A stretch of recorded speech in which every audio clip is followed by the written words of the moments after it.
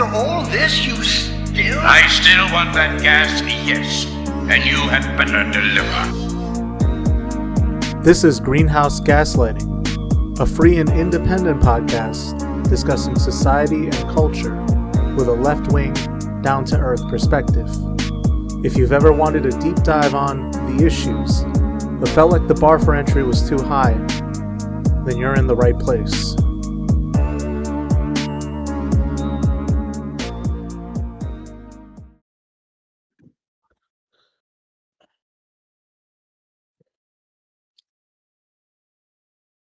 All right, backup's in.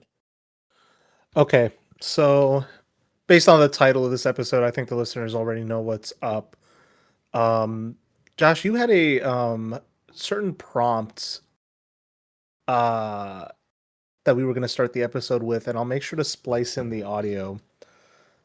Let's see if, at least on Discord, we'll be able to hear the audio. I don't know if Craig is going to be able to pick it up, so I'll make sure to splice it in. Is it coming up yet? No, I don't need to log in to play a clip. No. No.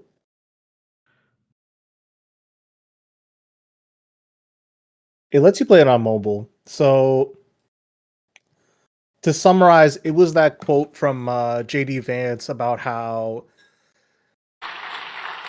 So we were talking about this a little bit backstage, but I'm actually fascinated by Nixon as a character in history. I think that his historical legacy is enjoying a bit of a renaissance, but I think deservedly so. As I joked with Robert backstage, if Watergate happened tomorrow, it would be like a 12-hour news story. Like, the idea that it would have taken down a presidency is crazy. And by the way, if you look at the story of how the deep state took down Richard Nixon, it's not all that different from what the same groups of people, the same institutions tried to do to Donald Trump in the first Trump administration. There is a parallel.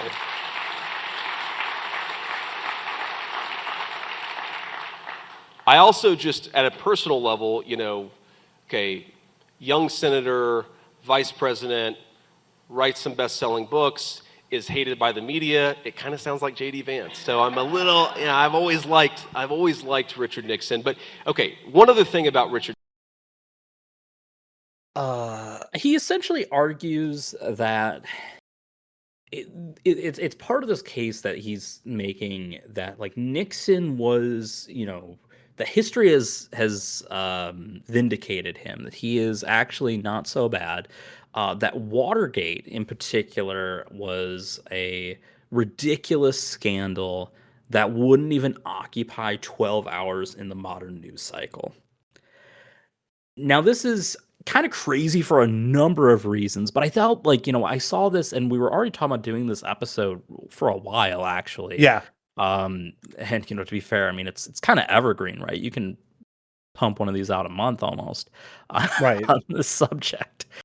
But the idea that, that like Watergate, and like, I think we've maybe discussed this at some point on the show, that like Watergate probably was not anywhere close to one of like the gravest sins of the Nixon administration, because it's mostly about the cover up rather than the actual, right.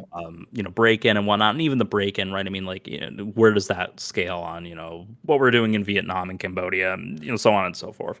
That was the exact analysis I was going to get at, is that like Nixon had his fingers in like several scandalous pots, and the thing that took him down was electioneering, or as he called it, rat fucking, right?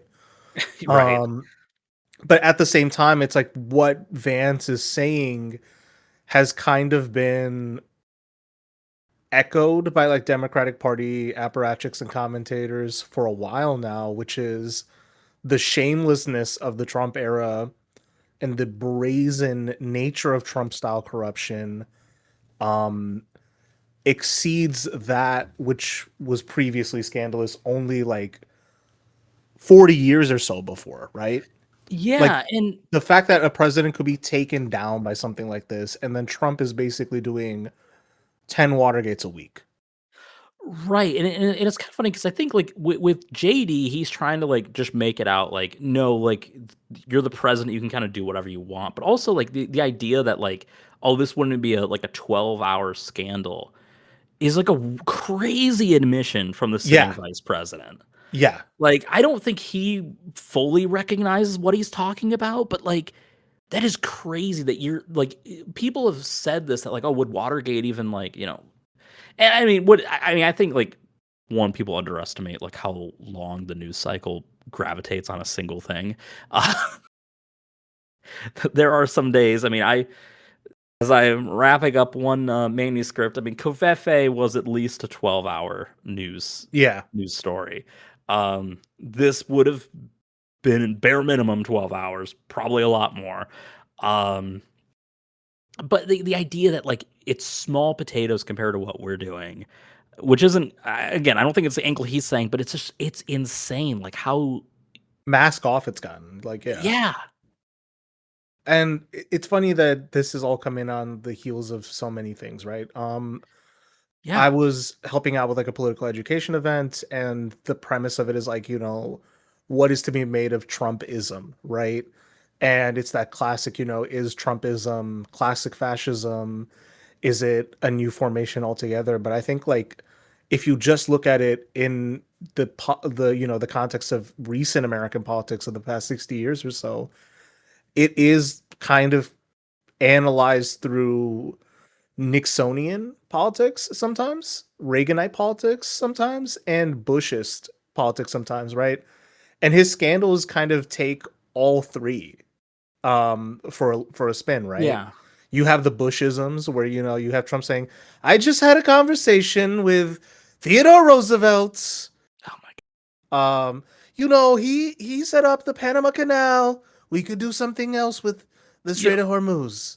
On a Um, slight side tangent related to that, yeah. Twitter suppresses some gems that I've been putting out. Oh my Because god. I had like to following out that quote, and I realized afterwards that he was apparently chatting with a AI chatbot, Teddy Roosevelt, which honestly is even worse. But I had like just put out, Embarrassing. like That's I had just like embarrassing. put it out with like a picture of like a Ouija board for that initial quote. Like I was chatting with Theodore Roosevelt, like we were doing a séance. Like Right. I'm like honestly, the séance would have been less embarrassing than like Yeah. treating because like if you've seen the clip of him talking to like the weird The like hologram thing, right? yeah, I Yeah. don't know if it's just a screen or if it's a hologram, but yeah, like where he's like, "Oh, it's an honor to meet you." Like it's like what? Like if someone did this like in real life, you would like laugh at them. And it's a sitting president. It's we've talked about this a bunch, right? About how there's the emperor has no clothes phenomenon with Trumpism. And this is like patently embarrassing, your senile grandfather figure is talking to the hologram. It's really embarrassing, kind of debasing to look at, but because it's Trump, because he saved the country, quote unquote, we have to dick ride for him. Well, and it's like so like dick riding is like underselling what you have to do. Right. You have to like, oh, he's Excuse this pedophilia, you have to this excuse corruption. he's the smartest person in the room. He's the most well-read man on the planet. If you were to line up every president on an IQ test, he would rank at the top. Like it's not enough to just hand wave and excuse. You have to go the distance. If I had people riding for me, I wouldn't even want them to do that for me. I do not need to be upheld all times. And then on that same level too, right? So you got him on the Bushisms. Then there's also like the Reaganite and Nixonian character to him too, right? Where it's like the type of scandal and the type of I say the word conspiracy loosely, that's necessary to do like, things like Trump's alternative to the UN, like his, partnerships with Israel, like his disastrous handling of the situation in Iran, right? Um, Calamitous to say the least. You have Ye- like austerity plus price gouging at this point. How did you accomplish that? Well, and I think so much too is he's very responsive to like the stock market. And we know like and there's been a lot of reports recently on just different insider trading things. I think we just got a newer report on like the increase in his net worth, how many trades he has or Right. like his account has made. I would assume it wasn't him directly. He's got handlers for that. But like all these things that are again, and occasionally, you get the trite reminder that, Jimmy Carter had to give up his peanut farm. And Oh yeah, my he God. did. And there's maybe reasons for that. And we've just completely forgotten about that. And I don't necessarily think there is, I mean, certainly not in the Republican Party. I don't think there's putting the genie back in the bottle, but there doesn't really, I don't see it happening on the Democratic side either. Not that they would just continue this, but that you're going to get, sort of hopefully better than Biden-like figures, but that they're not going to necessarily put on like the institutional restraints. And in some ways, you don't want them to, in some aspects, but you don't get the sense that that we're going to like, you're just going to get these kind of figures who are like, I'm just going to not be corrupt, but leave the tools for my successor to be corrupt if he so desires. Right. 100%. I think that's what memes will sometimes refer to as the ratcheting effect, where like Republicans will swing things to the right. And then you kind of saw that with Biden stepping in after Trump won, right? Where the apparatuses that formed Trump's ICE Gestapo regime this time around, right? They weren't necessarily curbed or curtailed under Biden. No. And that's, again, whether or not you want to call this formation fascism or not, I still think corruption is probably the more uncontroversial way to describe everything that's going on, even though corruption is an even more nebulous term than something like fascism, for example, right? And which you I think know, would be really easy to hone in on, considering like so much of the opposition has been rooted in like what's like more broadly acceptable, right? Like no kings is this kind of, it's like, well, yeah, of course no one wants a king. In like the kind of classical sense, I don't think anyone's really super hung up on constitutional monarchies. But like, I mean, like where that is, because it's like the baseline acceptability, you can get a big coalition behind that, but you can't maybe get as much behind like, well, actually, there's some utility to having a powerful executive in the White House. yeah. And I think that's the thing, right? Is there's corruption in a general sense, and then there's corruption in like what is specifically quid pro quo, financial transaction leading to an outcome. And I remember like when I was living in India, there was a big like anti-corruption push. It was like a big fixture in politics at the time. I think anti-corruption was a prominent theme in events like the Arab Spring, events like, Ukraine and leading up to Zelensky as like an anti-corruption figure and stuff like that. So it has purchased politically around the world, right? But what I probably have found the most brazen about this American brand of corruption, especially after what JD Vance said, right, is how shameless and how brazen it is, right? The rest of the world, looks pretty pessimistically at things like lobbying, pretty pessimistically at things like PACs, right? I don't think it's that much of a stretch to say a contribution from a PAC has the same mechanism as a bribe in some cases, right? And I think that's the problem with it, right? Is because you do it in the open, it has this pretense of ethical or transparent conduct, when in reality it's like corruption by another name. Yeah. So once again, all roads take us back to money out of politics. Who's to say? Right. So putting that in the context of today's episode, the reason for the season, happy 4th of July, dear listeners. This is our 250-year anniversary special on corruption. In 250 years addition, of podcasting. 250 years of podcasting, 250 years of corruption. Let's do it. Have you been seeing this stuff in DC for like the 250th party Trump's throwing on the national lawn and how that's a shit show? So funnily, so I was in DC, like while they were setting some of that stuff up. So like it was a lot of things that were fenced off. It was kind of really hard to get around the mall, and of course you have the reflecting pool scenario, which is also incidentally another part of corruption in the administration, right? Because of the way it was handled with the sort of no bid, just sell it to, the contract to a buddy to quote unquote fix it up. For those wondering, it does look as bad in person. Pictures kind of undersell it unless you have the right lens. It looks like I've used the comparison of it looks because they did bleach it. It looks like if you were to like put your toilet cleaner into the toilet before you flushed. Oh my god. Is kind of what it looks like. Oh my god. I saw the frog protester there. Team Algae. The dueling chants between them saying Trump's a pedo and some counter protesters chanting USA went pretty hard. But yeah, I mean, it was so like, and there was my flight going into DC was also delayed because they were doing some air show. We ended up like flying for like an hour, like in West Virginia, circling around until oh my they could clear the god. airport.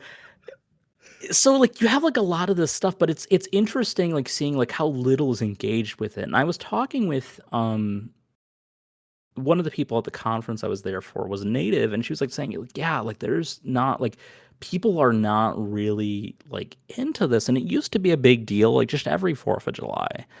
Some of these things in DC, and it now just really isn't. And it's kind of weird, the America 250 thing, especially as we are like, we're there. It is weird how like abstract it feels as like this celebration. No, you're spot on there, right? Because we have talked in past episodes, right, about how, and we kind of noticed this even around the Biden turn, right, where it was harder to kind of view patriotism in a traditional sense as something people still felt. The conception of, taking pride in the United States as an identity has definitely been suspect for people lately, right? And even like the MAGA brand patriotism isn't really something that's grounded in traditional views of, American civic religion, like we discussed, right? It's almost based in opposition and violence to the other, fundamentally, right? It doesn't really have any definition of who makes this up other than a very vague and confused definition of whiteness. So yeah, and I think that can segue into another thing that we were going to talk about as well today. Yeah. But one of the things I was thinking as well with it was we've been seeing I don't know how much you've been paying attention to because there's obviously heat waves across the country. Oh yeah, we're in an El Nino year and it's fucking brutal. Yeah. It's brutal. But because in New York they were encouraging, you not to lower your thermostat past a certain point to, save the grid and stuff like that. The amount of like people freaking out on the right is hysterical online. Fox News is like, no, you gotta go to dial it down to 67 degrees. All this stuff that is so preposterous. And it's like I kind of remember this back with the Obama era with like the Earth Day, like, oh, that's the day I like turn my faucet on and don't turn it off. Like all that like weird random petty stuff. Kind of owning the libs, quote unquote, before owning the libs was the label. Yeah. And it's like interesting seeing that like kind of really like coal rolling and all that shit too, where Yeah. it's like, I'm gonna do pollution just to piss you off because you Right. bringing it up makes me feel insecure. Right, and it's interesting to see all of this kind of come back, and that's like really kind of in a lot of ways the extent of their culture. And it's funny because I just remember like when Trump won, there was all those headlines. I think we might have talked about this the last episode. The idea that like they won culturally.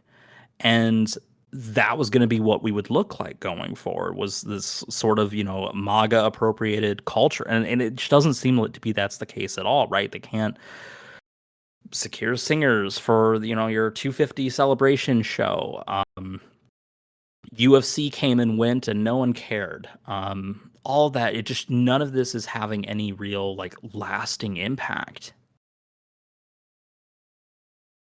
And that's something they were talking about.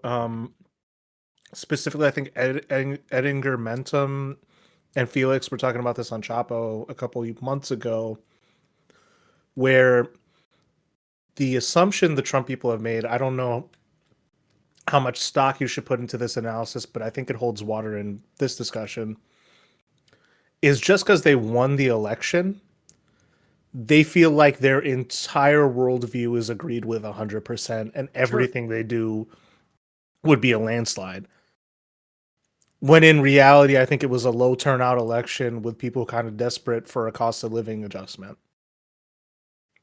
And they've really shown and overplayed their hand now. And especially, like, again, let's not even lose sight of the fact that what was this party for, what was the UFC stuff for, it's a distraction from how shitty this Iran war is going and how people are literally burning a hole in their pockets right now. It's fucking frustrating. Oh, for sure. And I was thinking too, like with the reflecting pool bit, kind of circling back to that for a second. That only became such a big story because when they cleaned it for like 2 or 3 days was like, I think, the rough timeline. They had to celebrate it like this was like Jesus turning water or wine into water or water into wine, right? He's cleaning the swamp. He's doing it. Yeah, and it was treated like the fact that he and everyone else had to celebrate this so much. The fact that like, oh, well, now we have to have a fall guy. This Olympian, we're charging him with like trumped up felonies, pun not intended. Yep. All like all of this, it's crazy. And I think that's again, to maybe tie it back full circle to what JD Vance was saying, right? There is that view, right? Or at least there's this play about Nixon's final days called Secret Honor.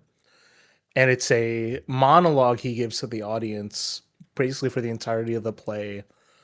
Kind of insinuating that George H.W. Bush and the Texas oil lobby kind of worked with the CIA to like do Watergate to him. I don't know how much stock anyone should put in that theory, but it is somewhat applicable to the Trump era, right? Where it's like Nixon's many scandals and paranoia were because he had real enemies to some extent. What is Trump's paranoia about? Who is he fundamentally mad at? And moreover, like, hasn't he effectively won the presidency twice at this point? So even if you take that whole theory that, oh, he couldn't tolerate that remark that Obama made at the press correspondence dinner all those years ago, you're allegedly culturally ascendant and you still didn't get anything fucking done. So where's your secret honor, Trump? It doesn't make a lick of sense to me. Yeah, I think that's fair.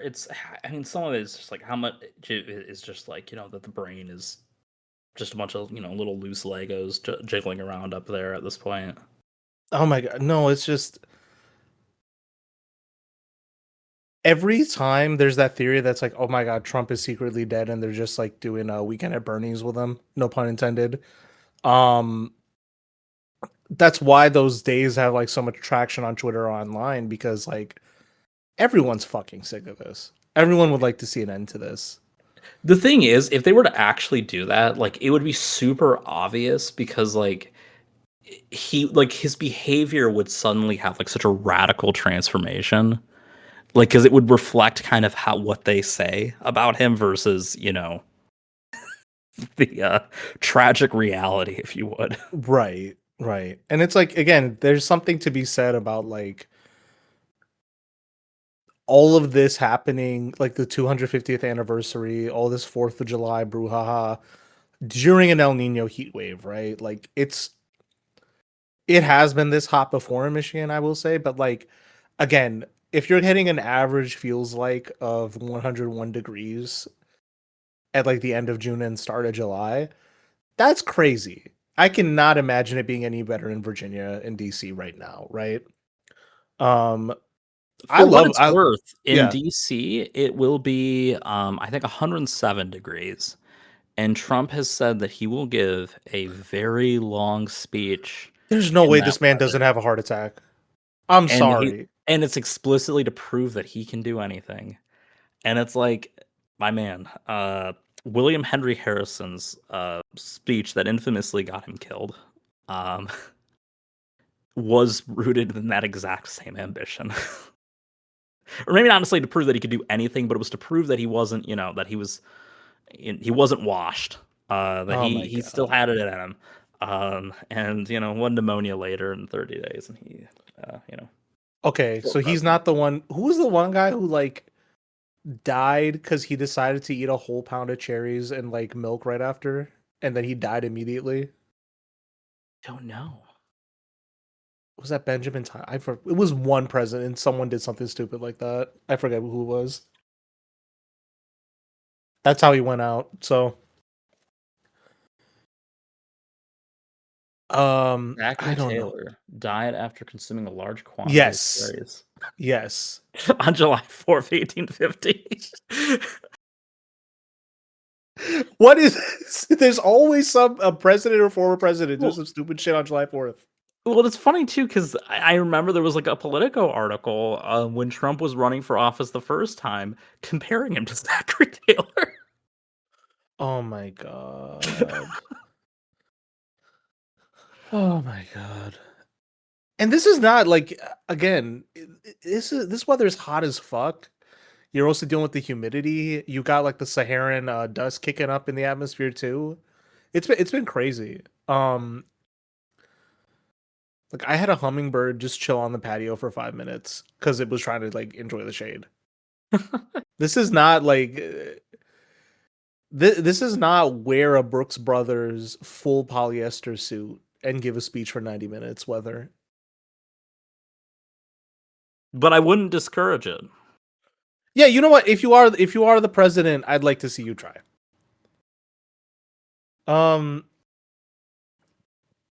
Because he could take the piss monumentally, but you know who else is taking the piss monumentally? I suck at these segues right now. I'm so sorry, dear listeners. I'm really out of practice with this.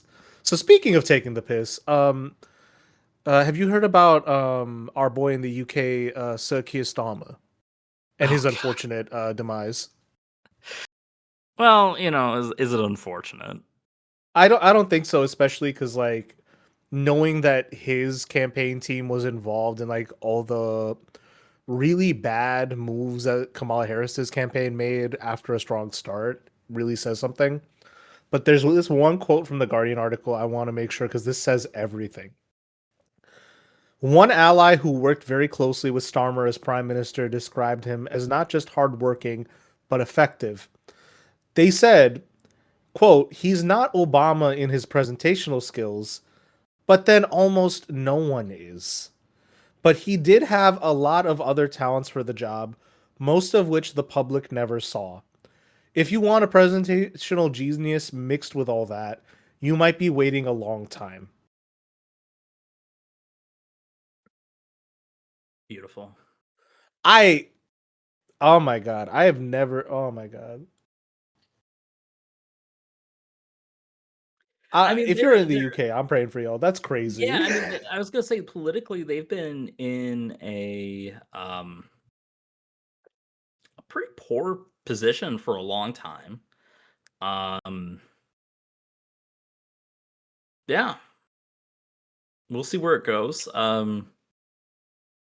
The weird I don't know what's up with like all of the UK photos. Like everyone's like always joked that, like, why is like UK where these ones are taken, where it's like the dude in the back seat looking like they're dying. Like if they take that photo of you, your career's over. Yeah, You like are they either have the dying or getting fired. Like there's because they've got the one of Stromer, they got the one of King Phillips. There's a few other Prince people. Like, Andrew.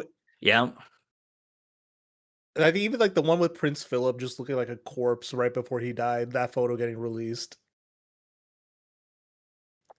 I think that that's the one thing about the UK's press culture is that the tabloid um style they have there is a lot more vicious than what we have in the US, particularly because it's like targeted at the royal family and politicians. yeah, and it's like it has like no qualms or morals to speak of. Like, there's just no scruples in there. Like, so they're just like, we just want to make people look shitty. Yeah, we'll take the worst photo of you. We'll be like, it has just been revealed that Sir Richard Farthingbottom has a 2-inch cock. Yeah. Further questions will be presented at Parliament on Tuesday. Like it's like, that's the whole article, and you're like, what the fuck, dude? Yeah.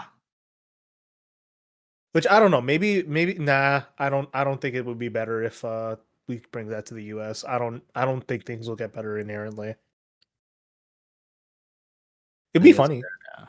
Yeah. It'd be funny though. In addition to that, right? We'll probably talk the Supreme Court in a sec, as well as Trump era corruption, but primary season is upon us. And you can't really get into that first without talking about the New York plot line.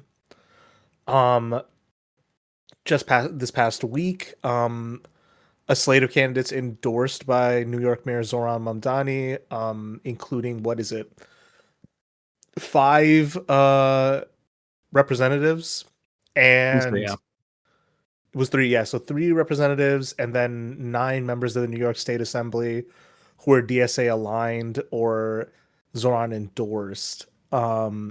Just won their primaries, and then in the state, in New York, that means you're probably going to win your general. Yeah, in those districts, yeah. Yeah, and what's been interesting to observe in response to that is the way, like, did you see that Promise for America uh pledge and like organization that popped up from like these kind of centrist Dems challenging that? I didn't see that they had a specific org for it, but I did see their like weird manifesto. Right. So it's like, okay, you cannot do the neoliberal manifesto in response. If it's a manifesto, I want to hear something spicy. You cannot say manifesto and then it's like, we're gonna do a tax cut if you had a quarter black grandpa and lived in a neighborhood where the median income was $65,000. Like that cannot be your manifesto. It's weird that like because I was like thinking about that kind of stuff recently, how obsessive they became with like that as like like it's one thing for that to be maybe the political solution you pursue. It's another to like campaign on it. Right? And like at least it's honest, but it's also like who are you trying to convince other than the people who fit this specific demographic who might have to like look it up, right? Like, like is this policy apply to me? Let me go to like my tax lawyer to fucking find out. Right. And that's the other thing too, right? Which is like I think a real challenge for progressives, socialists, however you want to identify that constituency, right? I don't think you can universally apply the New York strategy to the rest of the country. So I don't know if you're going to see like a similar wave of. According to one candidate, you should listen to what Michigan has to say and not what Brooklyn has to say about politics. Well, that's okay. You know But what? Let's segue right into it. Before we do that segue, Colorado did have a lot of similarly primary defeats. The only one that was not like someone that was toppled was Hickenlooper won his primary, but really underperformed considering the relative unknown status of his primary opponent. Right. Because even what was it? John Bennett, I think, lost his bid for governor. Yep, Bennett lost. He'll still be in the Senate. Yeah. But yeah, there was a lot of big defeats there. But yeah, we can hop right into Michigan now. Right. So I think we touched on this in 23, right? Where it was pretty clear that the traditional Democratic Party consensus, or it's kind of the centrist base or establishment, as you call it, would be facing severe opposition, one in regards to the handling of Palestine, but also post-election, there was a lot of hay made by local Democratic operatives as well about just how badly handled Kamala's campaign was nationally, and then the implications that had for Michigan Democrats, right? You're also seeing, traditional opponents of Trump, like Whitmer, kind of take a back seat. And you had her really embarrassing remarks she made when Sam Altman was in to open a new data center. Yeah. And there was that like hot mic moment with her and Larry Ellison where she said, we have a lot of experience in fighting people who say no, which way to give like the anti-mask crowd validation. Way to just play into that one. That They get sucks. validation like every day. I one know, way or I the know, but other. it still Like, fucking sucks. Sure, yeah. Well, and like, yeah, like the whole data center approach has been bad. But I'd even say like earlier, like, I mean, you had that early meeting with her and Trump when he became president. That, I mean, I don't really know what came out of that. If that was just, kind of playing the game that you need to get, whatever benefits for Michigan or not. But that got a lot of crap. And I think for the context of the primary, and for the sake of the primary, we're really just talking about the Senate, right? I think the Yeah. gubernatorial primaries are more or less foregone conclusions. I mean, Right. Now that Garland maybe on, Gilchrist dropped out, like there's really not a primary yeah, challenger. yeah, and I don't think, I mean, I don't know on the Republican side to the extent that there's like that it's competitive. James has the Trump endorsement now. Um, so I think that's probably going to get him there, but I don't think he's a great Speaking general of that, candidate. actually, Perry Johnson's in the Republican challenger seat, right? Yeah. Dude, so I live down the street essentially from like the Oakland County Republican Party office. And Yeah. Perry Johnson's tour bus has been parked in their lot this entire time since May. Is it supposed to be touring? I don't know, but like that bus is there, washed and clean, like it hasn't been taken out yet. Huh. And it's like Okay. it's not even like at the point where it can be taken out the parking lot. It's like fully parked in there. So I don't know what the fuck's going on.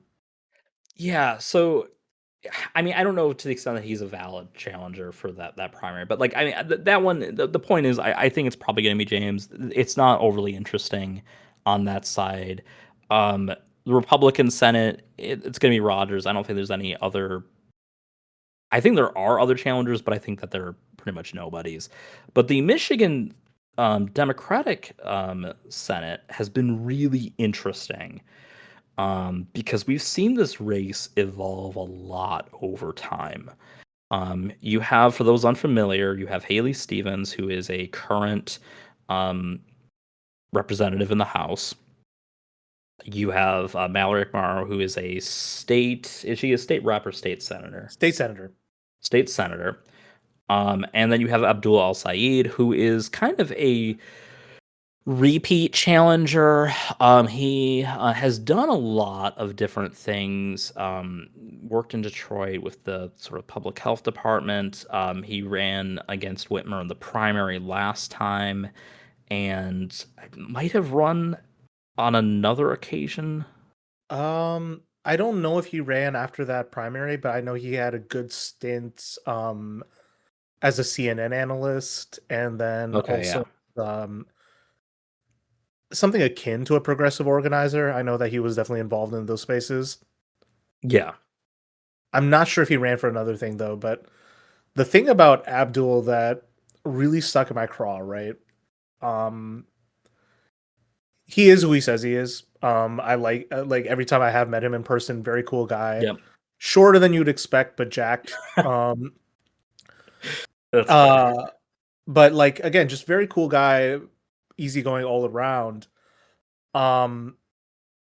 very Michigan coded. But the thing about it, that there is a former Rochester city councilor, I'm not going to name him, who made this remark that, and this was in 2018, that I'm sorry, they should not run a man with that last name. Michigan's not ready for that.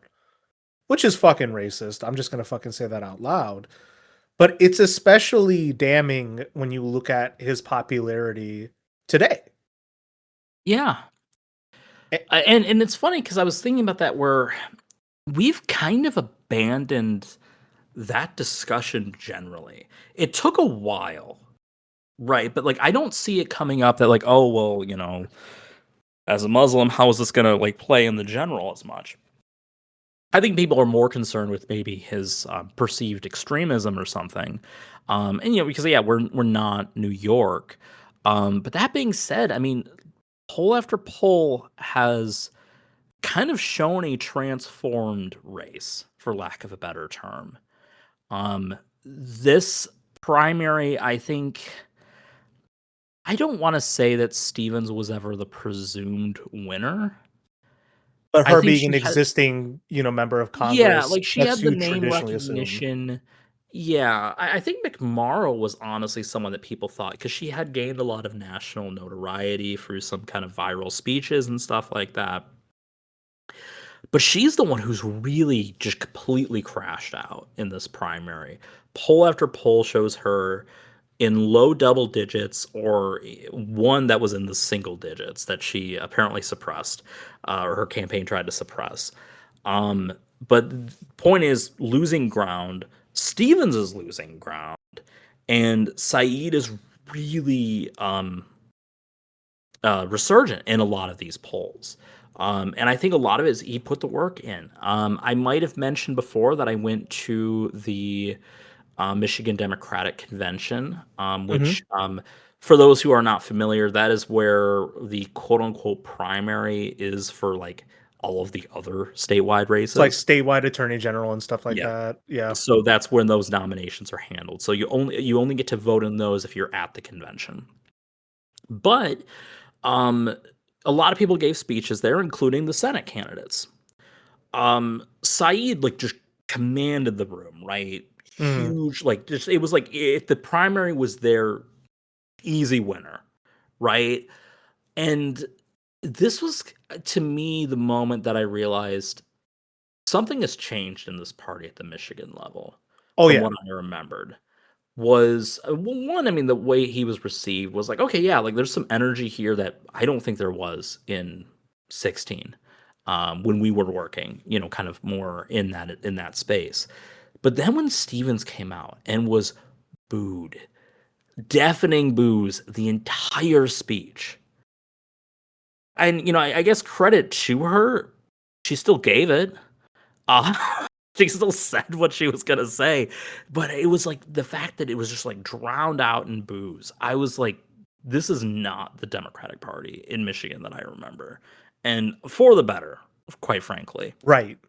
No, and I think that's the thing, right? Is 23, 24 really were a big shift. And then even if there are criticisms, but like, you know, the kind of really radicalized no kings protest liberals, right? They are genuinely incensed and outraged, right? It's very clear, right, that Israel does not have the purchase as a salient issue it had in democratic politics prior to 23, right? Well, it was more so that it had purchase as a non-salient issue. Yeah. And now it's like, you know, trying to be used as a rallying point, and it's not really generating a big constituency. And then to that end as well, right? You can kind of see the way that Stevens and McMorrow have had to pivot into being like, actually, we have fought against Trump. Look at all the times we fought against Trump, because that's really the only angle they have left that they can try to build some credibility towards. Well, and Stevens especially, you know, because you know, and that's why I mentioned the Whitmer stuff. Yeah, She had a lot of early capitulations to Trump. right. There's the stuff about ICE. Like, well, I kind of like the organization now because they've got like a lot of women. Um, there's female ICE officers. What about them? Right. Like running, and she is. I mean, I don't want to be like mean, but like she is not a good speaker. She's not a good speaker. There's that clip of her at that like one Asian American event, basically drunk off her ass. People were really, really incensed by that "I dream of Israel at night" Yeah. comment. People Well, were the really thing is, incensed it's about like that. drunk off her ass. Like I mean, I've seen her speak in person before she was running for this Not a primary, charismatic speaker by any stretch, mind you. and she also just kind. I think that's kind of her vibe. Like I think like I mean I don't think she was drinking prior to that, but like she just kind of has like drunk energy, for lack of a better term, when she's publicly speaking. And it's not like drunk energy in the we're gonna say the thing that needs to be said. It's more of just like I'm just gonna going give. through the motions. Yeah. Yeah, like we're just gonna talk, whatever comes to mind. We're gonna pivot when need to. Just yeah. And then Um, McMorrow, on top of that, has been making severely unforced errors. Like yeah. she went on the attack saying that, oh, Abdul misrepresented his history as a doctor when Right. he's like basically immediately it just can't he didn't have to respond to this. I think that His was own the point support, of no return. yeah, where his Like own that, supporters are like, he didn't follow through with residency and went into public health as soon as he graduated. And it's like, okay, he didn't misrepresent this. Turns out you did. So like she's been nosediving ever since that completely unforced error. yeah. And I saw a lot of like anecdotal stuff about like, well, I was on the fence between Abdul and McMorrow, and like you making that unforced error kind of solidifies it for me, right? Well, in my perspective before was that like when it seemed like she was probably gonna be the winner, and we were concerned about like, well, the vote splitting between her and Abdul versus Stevens, was that like she was the more strategic vote. Right. And now that's not true. Far from true.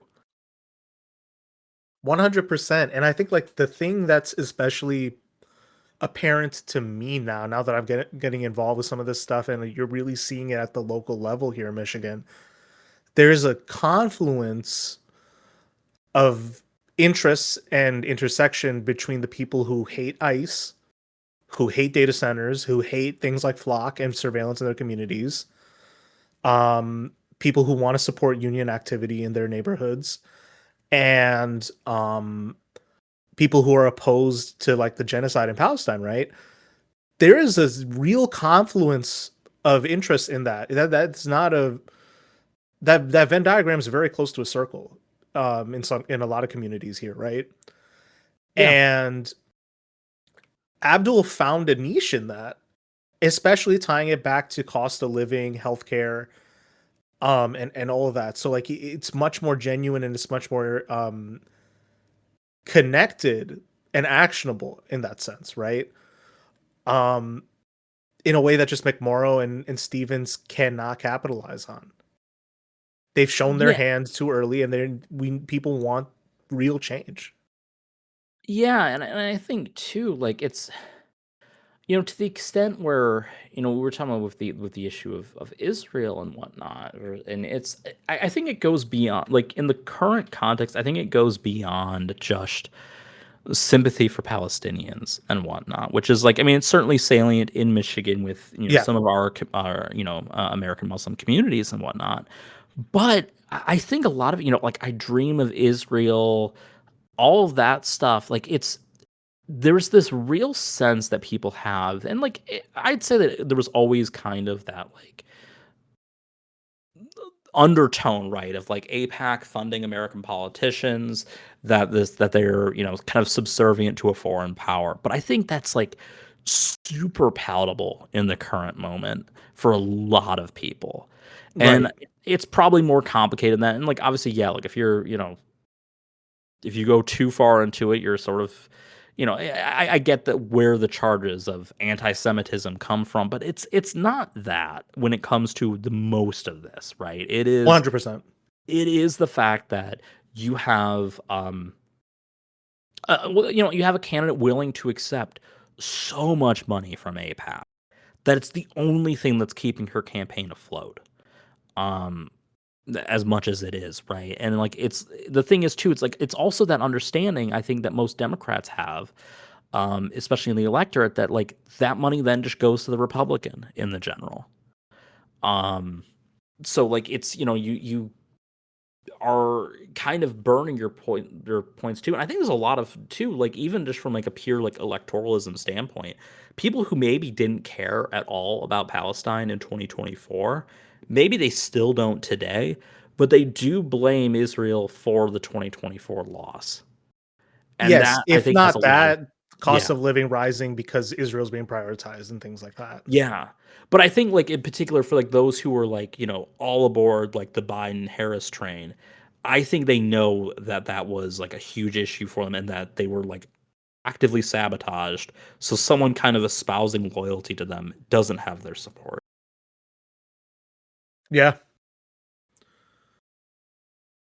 And I think that Abdul just released this one ad, so I need to get the citation on this, but he was talking about the ways in which APAC spending is going on weird regional lines in Michigan. So if I recall the figures correctly, he's getting outspent 12 to 1 by APAC in the Metro Detroit media market, Mm-hmm. 20 to 1 in the Grand Rapids media market, 40 to 1 in the Flint market, and 60 to 1 in the Saginaw market. Think about that for a second, right? Like these are just to kind of contextualize this for non-Michigan folks, Metro Detroit is like the biggest population and voter base in the state of Michigan, right? And the others are like the other metro areas.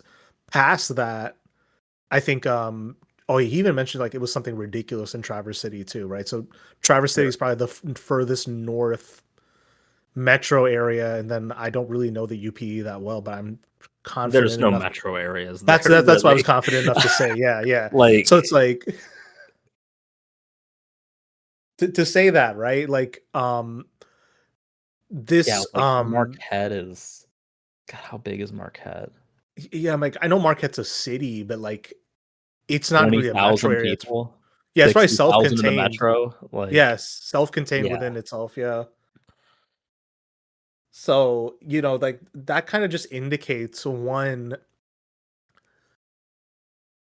how dangerous this style of politics is for like the Israel lobby. But if you tie it to like all these intersectional like, these issues that it intersects with, right? Data centers, surveillance, policing, resistance to ICE. You're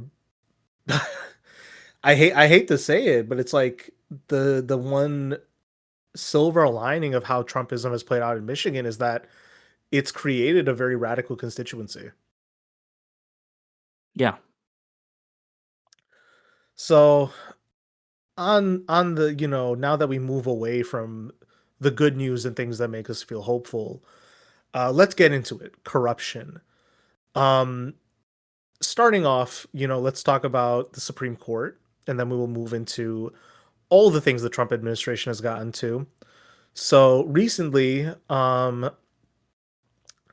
we saw that the Supreme Court had decided, what was it, 5-4 in favor of in favor of overturning Trump's ban on birthright citizenship. So 6-3 voted to overturn the executive order, but only 5-4 did so on constitutional grounds. Kavanaugh suggested that basically if you pass a law, then you could get rid of birthright citizenship. This is, and again, the people. I will say, I guess Gorsuch was surprising to me, considering some of the commentary he had made about the impact that this would have for Indigenous folks. But apparently, even his benevolence towards that group has its limits. But I mean, this is kind of the birthright issue is. I think the discourse has been really weird, and I'll get into that in a minute. But like, it's very odd to me that, like, again, like, I think this is like the death of originalism. Yeah.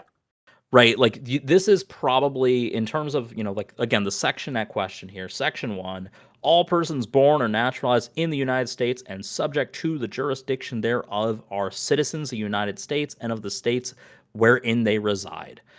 No state shall make or enforce any law that shall abridge the privileges or immunities of citizens of the United States, nor shall any state deprive any person of life, liberty, or property without due process of law, nor deny any person within its jurisdiction the equal protections of the law.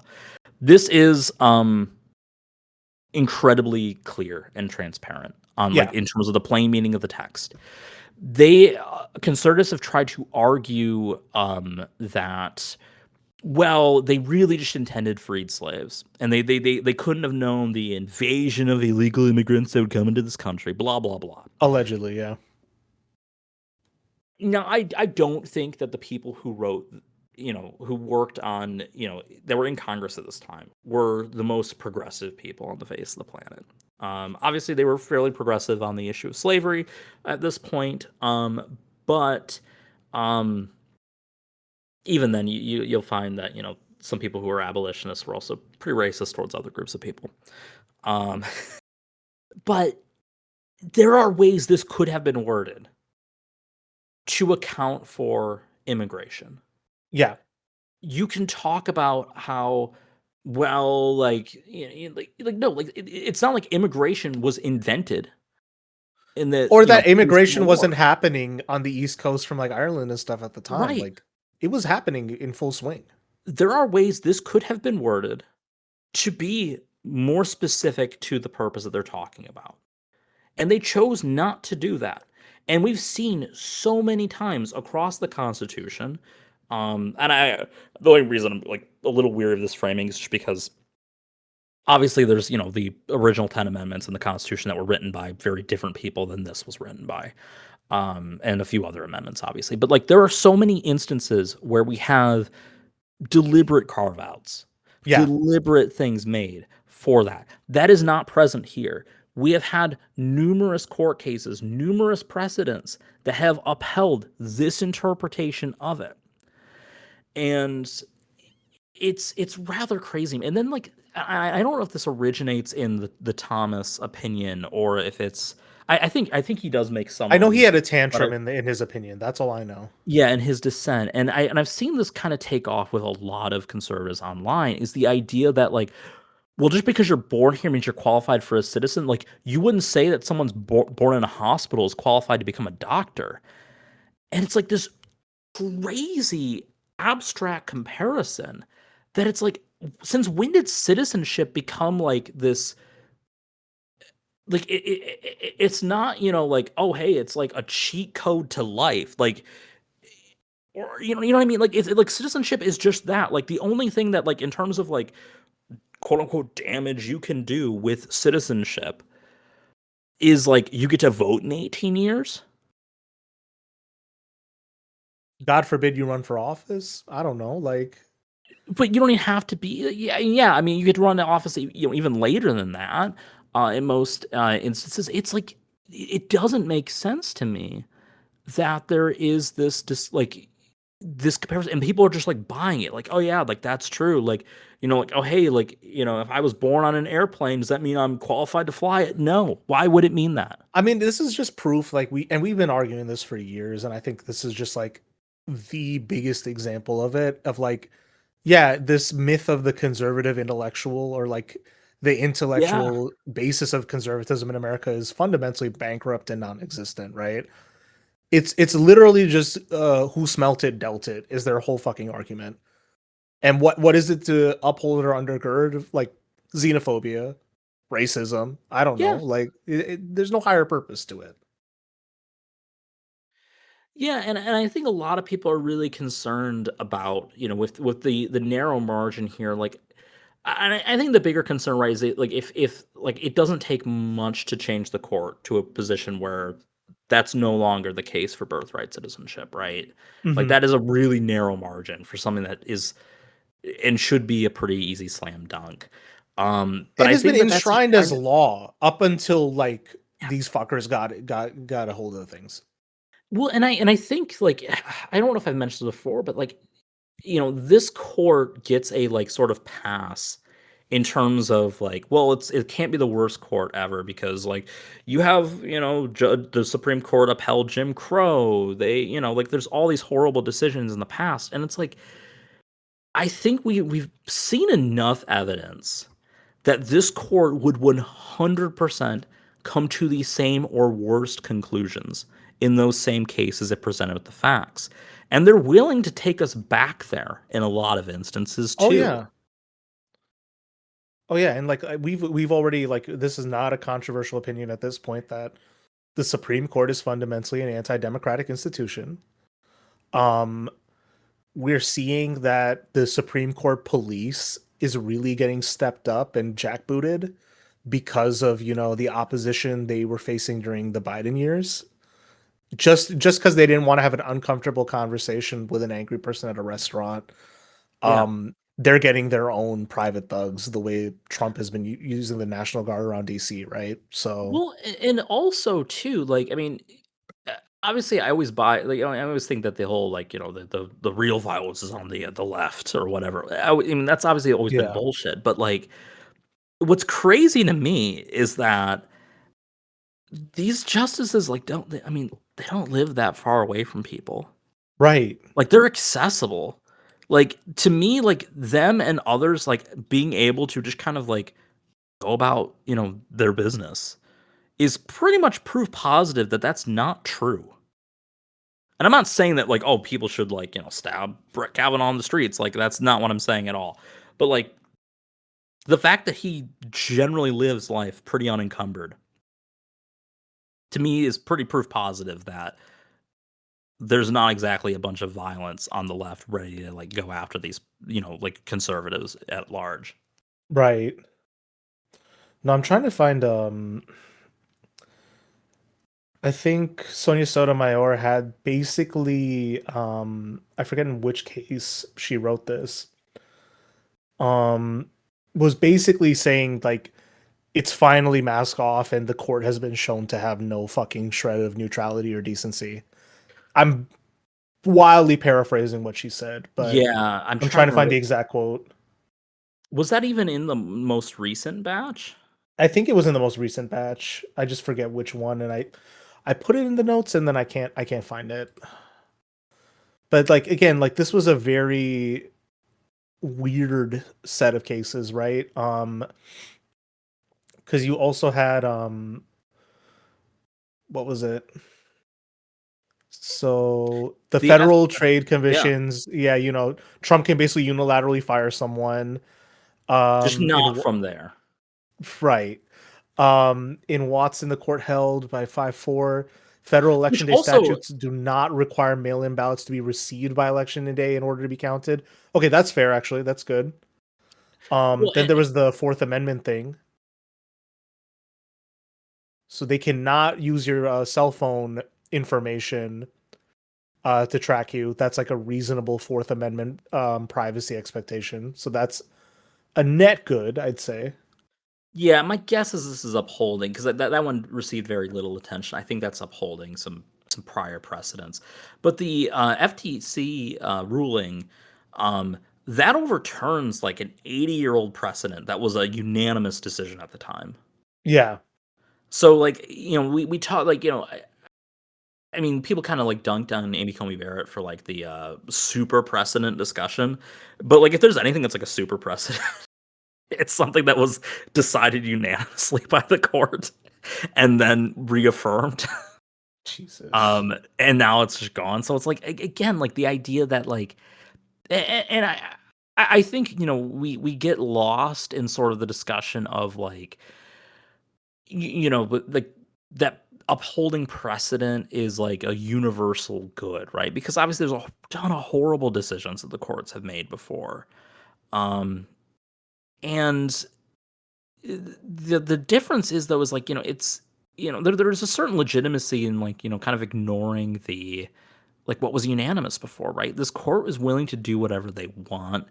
Um, and I think that's become increasingly clear. Like, the initial Trump years, they didn't really make that many controversial rulings. Now they are much more emboldened to Yeah. grant cert to cases that are going to cause problems. And even then, like even when they do sort of, because like one of the things that gets lost, right, with the birthright citizenship, right, is like, oh well, they handed Trump a major defeat.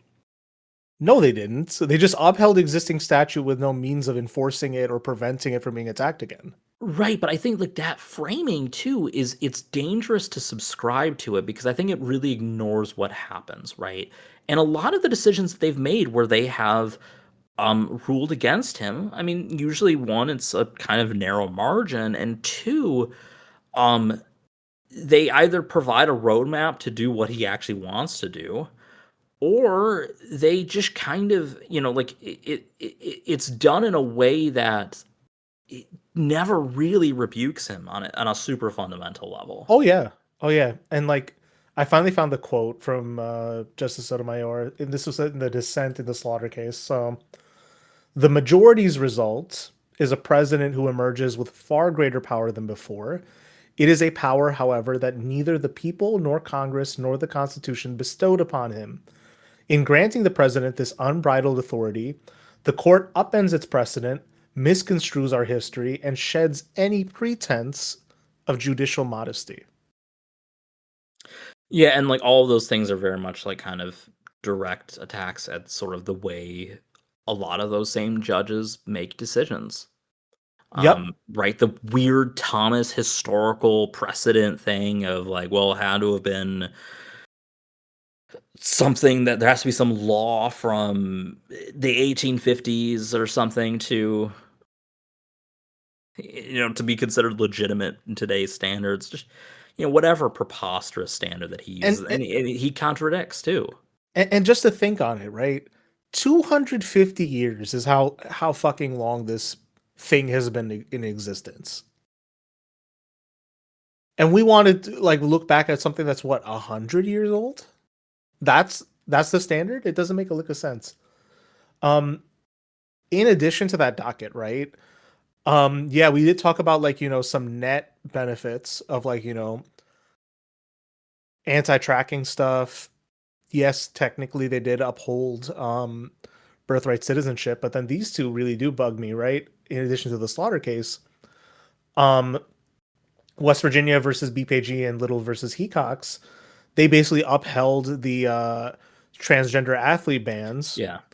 Um, and the thing I've always said about that issue, right, about transgender athletes in sports leagues, is it doesn't fucking address the core issue, right? It should be in the hands of the league to actually handle this, not the state. But also, why does it have to go straight to a ban and not why can't we have a separate uh gender neutral or trans only league or like some kind of like co-ed league or whatever it is, I right? was gonna say a trans only league. That might not be much of a league. um, But that's what I'm saying, right? Is like the data is not on the transphobe side on this one, right? no.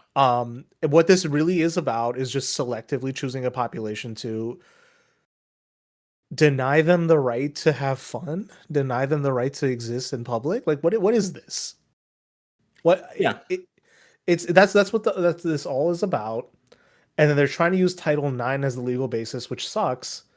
And then the other one is the National Republican Senatorial Committee versus the FEC, and the holding is still in line with everything we were saying above, right?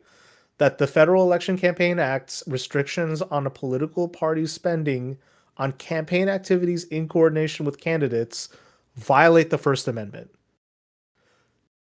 Corruption is upheld under the First Amendment, according to these goobers, 6-3. Yeah, well, and it's funny because this was one of the like weird. Now I think the law still exists when it comes to PACs and stuff like that, but like this was like the lack of coordination was like one of those weird pseudo guardrails, and even that's not good enough anymore. Yeah, Like, it's just. Uh, So, Supreme Court, bastion of corruption. Didn't really, but they can't really do it without the big guy.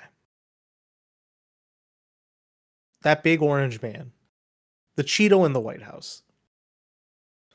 So this is everything you've missed while you've just been trying to make it day to day. Here's just a core breakdown of some very egregious corruption that we try to summarize. We're just half of this is probably stuff I missed or stuff that I forgot, just trying to make it through, the deluge of information. So, And some of this I think has some updates too that I don't remember the specifics, but like starting off with crypto, right? yeah. We know that there was one report I read. There was some guy who like lost $40,000 from investing into it, and he blamed the left for it. My God. They're not properly propping up the cryptocurrency, but his family, we've got the Trump coin, World Liberty Financial is a platform. They've made 3.02 billion from crypto, including 50 off of a million shit from coin, one right? transaction. Yeah.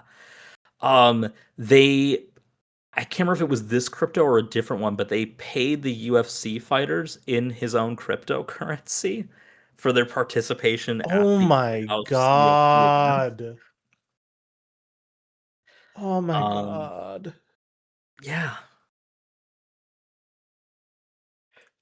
And the Foreign UFC is also another just corrupt league, mind you. Like, Oh, yeah, I mean, there's all kinds of issues there, there's all kinds of ethical, moral dilemmas with a lot of people in it. Yeah, it's, them and their parent organization, TKO, which also owns, the WWE these days, which, you know, I guess actually I don't know to what extent Linda McMahon's financials are tied up into that, but also Secretary of Ed while having, some financials tied up in a separate company. The foreign gifts, the Boeing, this came up recently again because this was a gift from Qatar, supposed to be like the replacement Air Force One. He also just gets to keep it apparently. When he leaves the White House, this obviously it violates the Constitution's foreign emolument clause. Republicans said that was basically I don't know, stupid. Like he deserves this. He's so great for America. He deserves to take a bribe. It requires a lot of U.S. money to refurbish it to be properly usable as Air Force One. And then he just gets to keep it afterwards. So also, this was before things really popped off in the Gulf and in Iran, right? yeah. So I know they're regretting that. Like, I think one thing that's been hilarious about the way this has been handled is the way Trump expected the Gulf to kind of be effective proxies when they're just not equipped for that. And also, like, again, oil refineries are very delicate equipments. They kind of need defense instead of being like, a good proxy for you against Iran. It's amazing how these guys love to play warrior statesman until it's time to actually pony up. Right. Amazing stuff. Speaking of the Gulf, ties to Saudi Arabia. Let's see. So during his second term, the Trump family business announced over $10 billion in new real estate projects in Saudi Arabia, including Trump-branded hotels, golf courses, and a mixed-use community in Jeddah. The timing of these deals overlapped with a visit from Saudi Crown Prince Mohammed bin Salman to the White House, raising questions about whether Trump's official foreign policy was influenced by his family's private business interests. You tell me. Jared Kushner, Trump's son-in-law and former senior advisor, also raised and still like weird, like, I don't know, pro bono advisor who gets to make weird policy decisions too. Right. It's like, okay, like you can say that Steve Witkoff might be the official on that, but it's like Witkoff was in business with Kushner for a while, right? Yeah. So it's like it's just Kushner through Witkoff. Let's not mince anything here. That's what's happening. Let's see, profiting from office. The Trump family's businesses reportedly raked in hundreds of millions of dollars from a wide range of products and ventures, including crypto coins, Bibles, an upcoming line of cell phones after his election. You also might have seen like the merch table at this shit they got going on at the in Oh yeah. DC. Um, Many government watchdogs raised alarms about what they saw as unprecedented levels of corruption and self-dealing by the president and his family. Howard Lutnick also used government power to pressure companies and trading partners in an effort to raise revenue and expand the president's role over the economy. Yeah, this shit sucks. This shit fucking sucks. Yeah, that's one way to put it.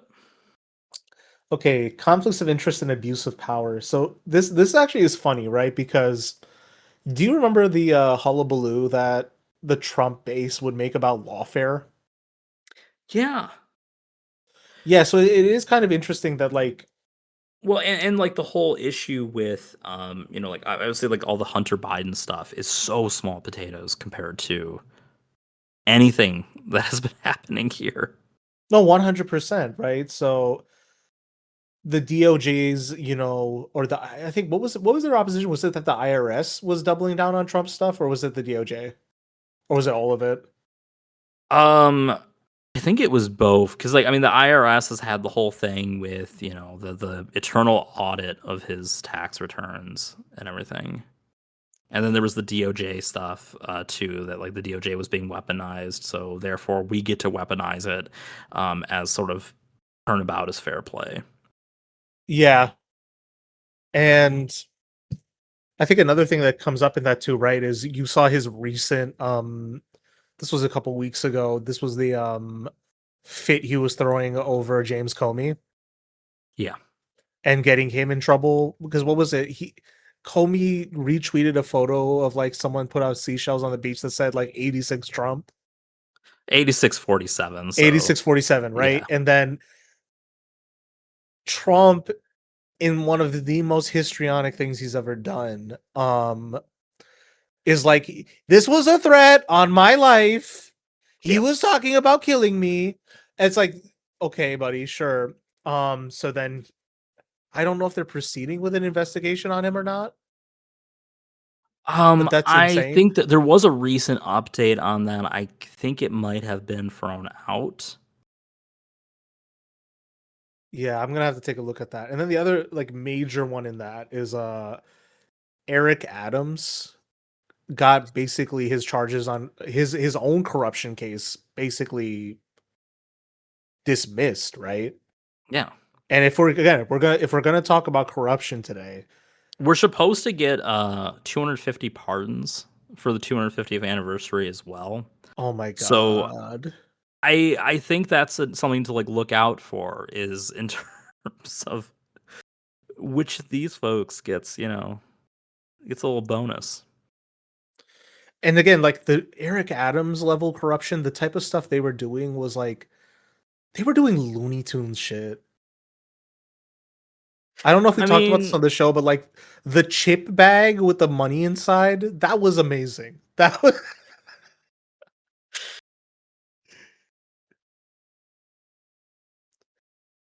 plane tickets to fucking Istanbul.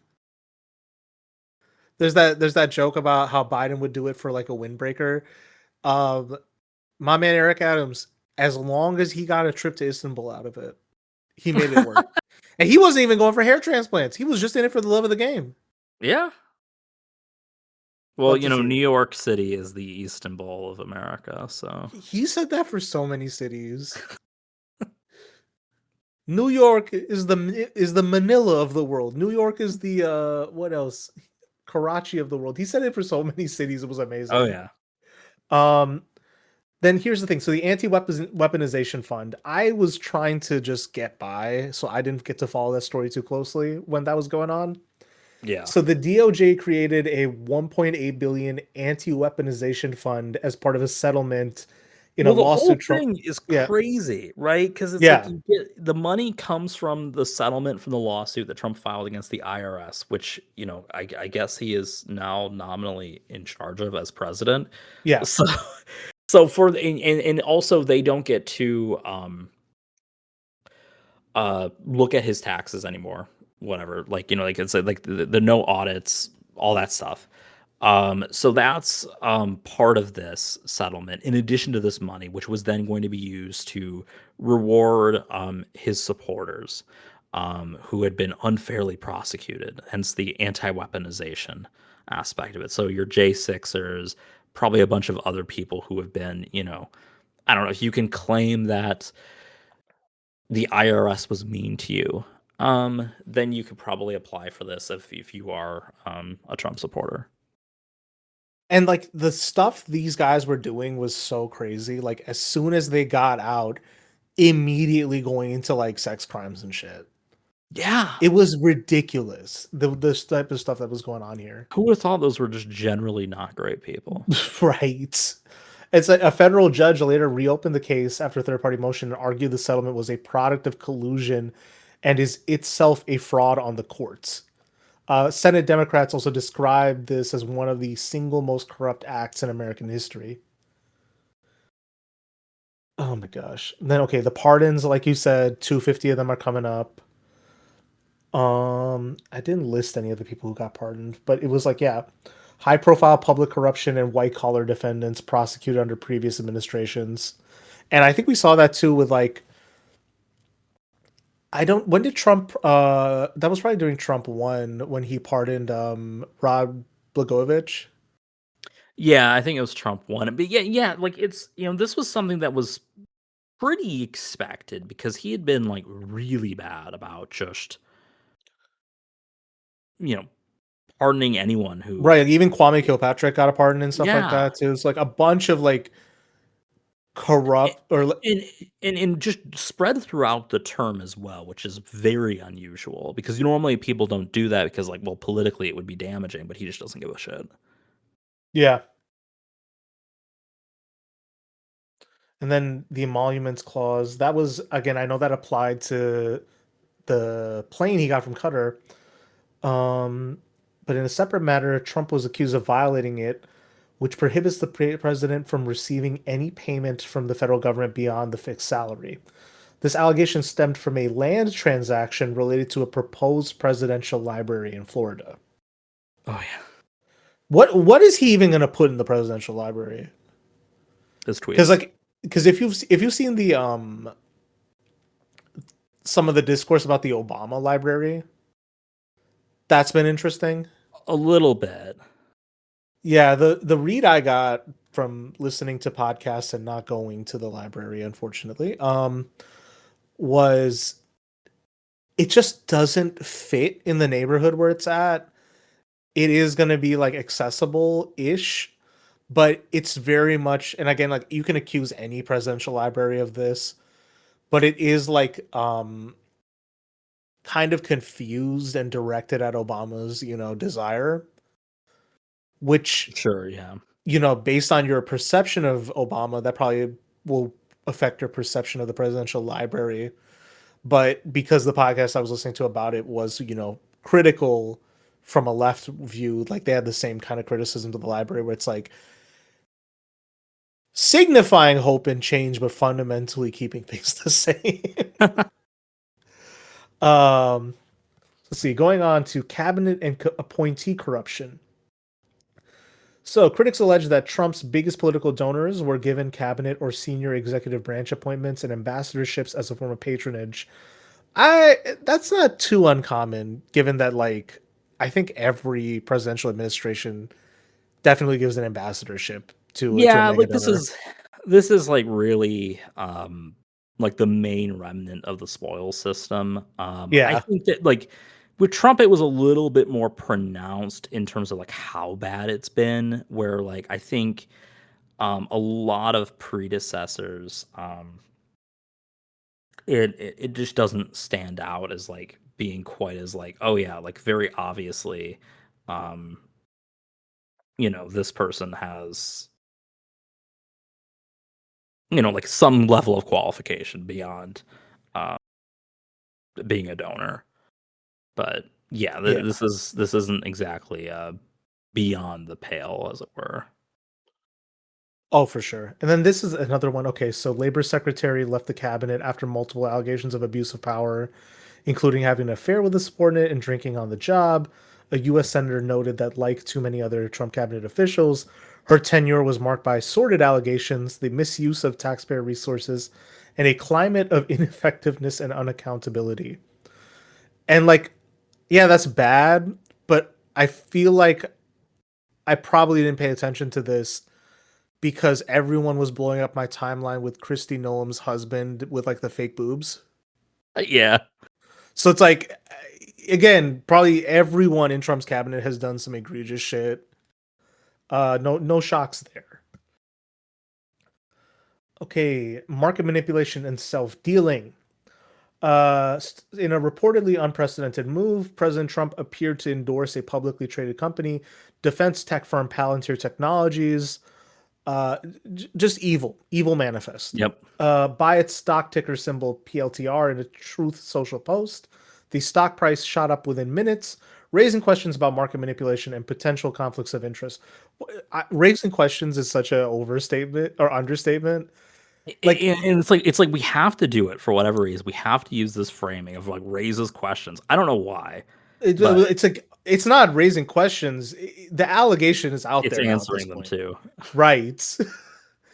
Some U.S. senators called for an investigation into whether Trump engaged in insider trading or market manipulation by encouraging people to buy stocks just before his dramatic reversal on global tariffs. A British politician accused Trump of manipulating the market to make money for him and his cronies, citing large oil bets placed just before Trump announced a pause on the strikes against Iran. Analysis also found that market moves sometimes occurred before Trump's Truth Social posts. What? Who could have saw that coming? Huh? So that's a very brief summary of, and I guess Well, and I mean, just recently in an interview, I think yesterday, he was just talking about like, oh yeah, like my sons, everything they buy, they have inside information. insane. Like, just openly admitting that they are insider trading when it comes to their stocks, when it comes to other business investments, etc. And again, that is pretty insane. But then he then followed that up with, and the two of them so handsome, we should have a threesome.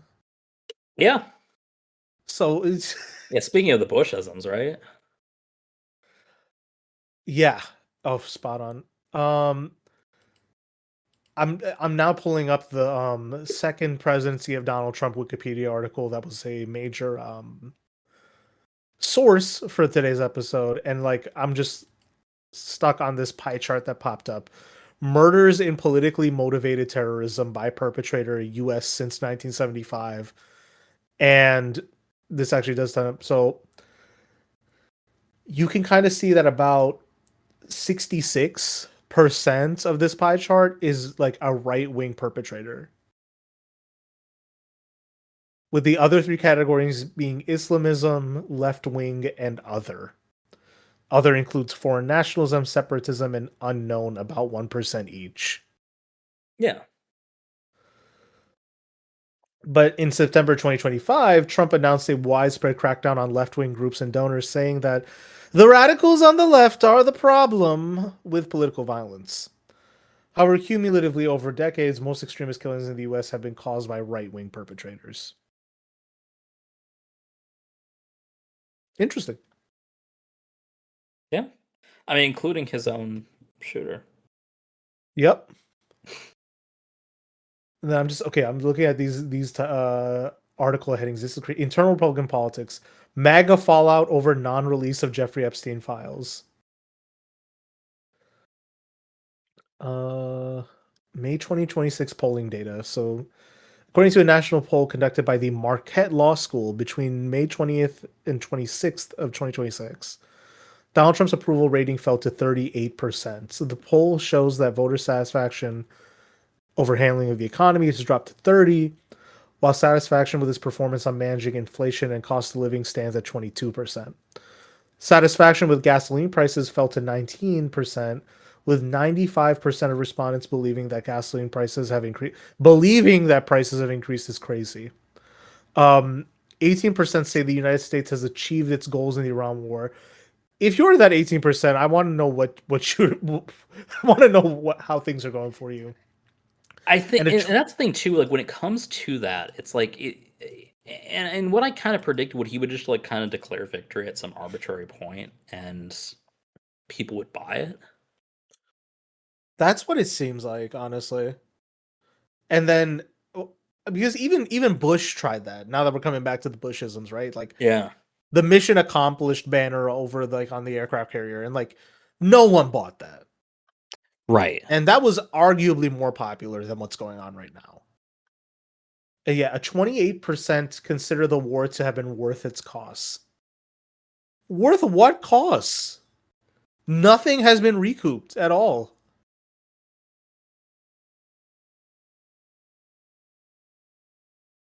You had a relative, I mean, I wouldn't say that was stable, but you just intentionally destabilized the situation to an absurd degree for no fucking reason other than a whim. You've been able to, you failed at like the one thing that was a fixture of United States foreign policy, which is let Israel throw their tantrum and then rein them in once, like, you hit the threshold of unacceptable violence. And it's like, and it's to do what fundamentally, right? Give a nothing burger on the fact that you're implicated in the Epstein shit. Give a nothing burger on the fact that you were supposed to assist people with cost of living shit, and you've barely even delivered on that. Enrich the tech industry, and strip the U.S. government for copper wire at this point. Yeah. Like I'm not even qualified to pontificate on this topic, right? But it does make me shudder, right? What will it take to rebuild United States government capacity after all this is said and done? I know people talk about the fall of it, but like just all the damage that Doge and shit has done over the past year, right? Like for the United States government to do just its core functions that have been diminished, right? How do you get it back to just where it was, let alone like an idealized state of performance? That's fucking worrisome.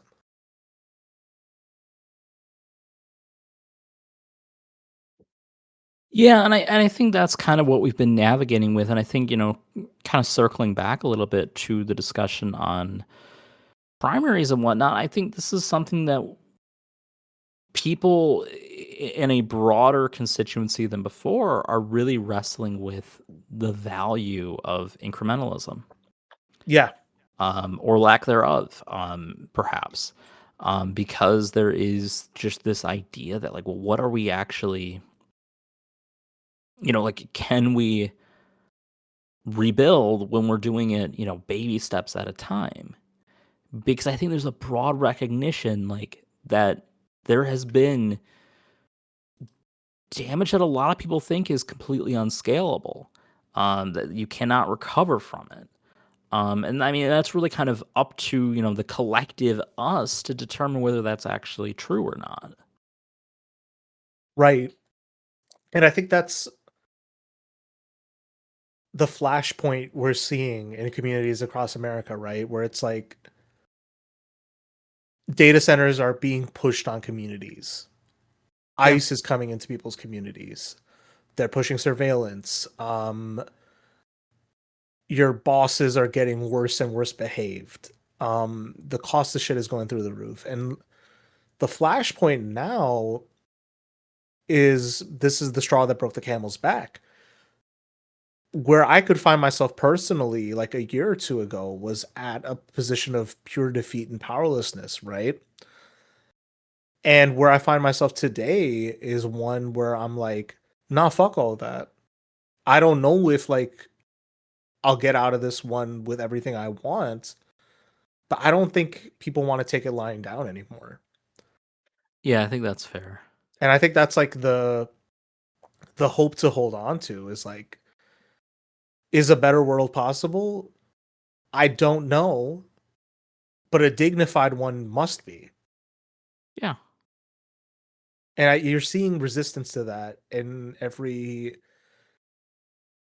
little way that is or isn't shown to you. And I sure, think yeah. like, if you look at like what is Trumpism, to kind of recap where we were at the start of this, right? It is, in my read, corruption plus cruelty in a way. I think that's like its defining characteristic. And we're seeing it. It's like, it is to deport people who don't look like us or might not have the right citizenship status, but fundamentally might be good people, right?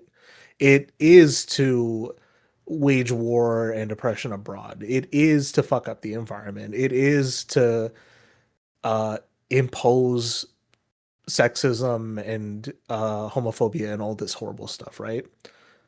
But it's also fundamentally an undignified existence. I think that's the most defining characteristic of what it is to be right wing in America. It is to fundamentally have no dignity in the name of getting to do all the cruelty you want. And I don't think that's a world any of us should aspire to live in. And any way you choose to resist it should be valid. Yeah, I don't have anything to add to that. I think that's a good closer. Oh yeah. I mean, there's no time to be negative. There's plenty of stuff to get plugged into. In your own community, look at who's fighting back and how you can get involved. If you want to study up on this stuff and produce content, there's plenty of space for that. If you want to support candidates who are fighting against this stuff, you can go knock doors. If you want to support strikers and union efforts, you can do that. There's a ton of avenues to get involved. Just finding what you want to do and what you have time for is where you start.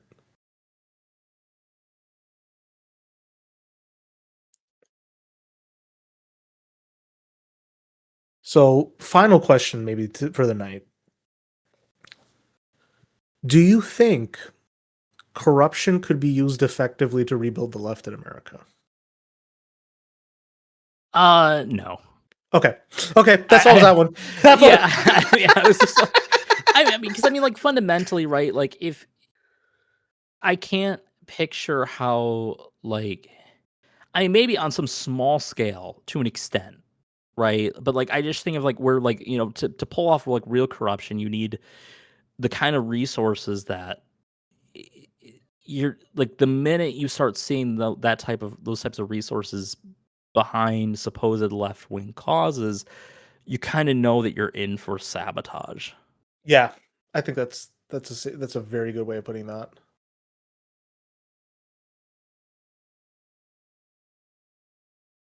But I definitely shudder to imagine what will happen tomorrow.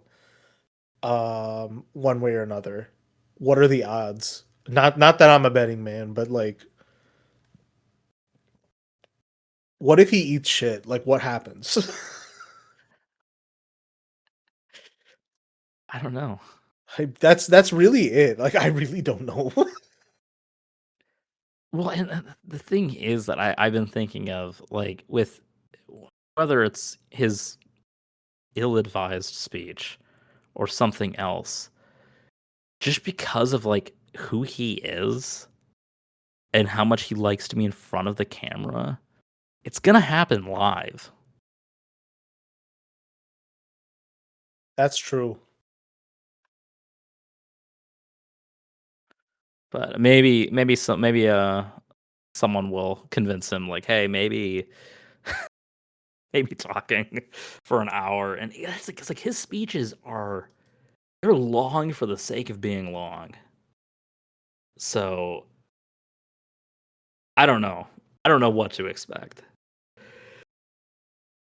That's the defining vibe as of late. It's just it's really hard to predict what to expect these days, other than to be ready. Um, I hope whatever happens in the funniest fucking way possible, though. because again, just like being surrounded by these melted plaster of Paris displays, next to that like just stinking cesspit they've made at the reflecting pool, and like Yeah. just that sweltering Virginia heat. Yeah. Oh my god. He did it to himself, folks. That's all I can say. He did it to himself. Yeah. More or less. Well, I can't think of anything else. Is there anything else that we should close out on, or No, I think we covered a lot. yeah. Well, thanks again for tuning in, dear listeners. Have a happy 4th of July weekend. Patriotism is optional this time around. Just go have fun at a barbecue. Go spend time with your friends. That's Just, perfectly acceptable. be safe in the heat. Yes, yes. Stay hydrated. But until next time, take care and we'll catch you on the next one. Bye-bye.